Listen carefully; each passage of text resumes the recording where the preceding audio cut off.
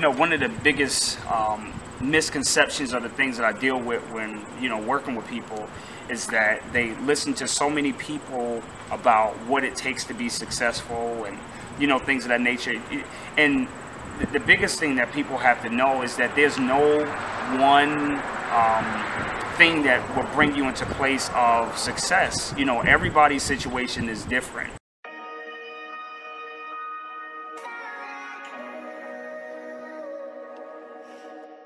And when we don't realize that, we judge ourselves with other people, or because we can't apply the principles that this speaker or this person or that person told them, when they can't execute that, they feel like, that they can't make, things happen. And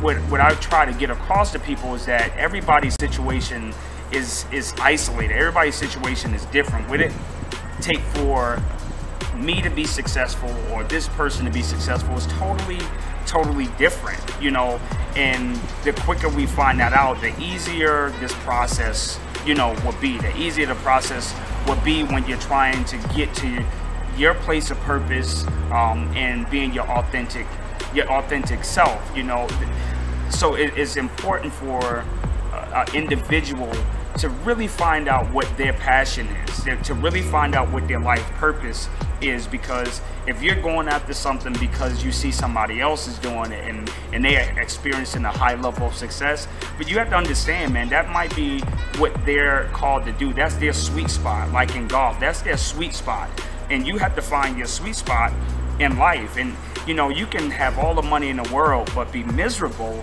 because you're not in your perfect place, man. I just know I've experienced, me personally, experienced things where I've made, a decent amount of money, and thought that, that I arrived because I experienced this level of success financially.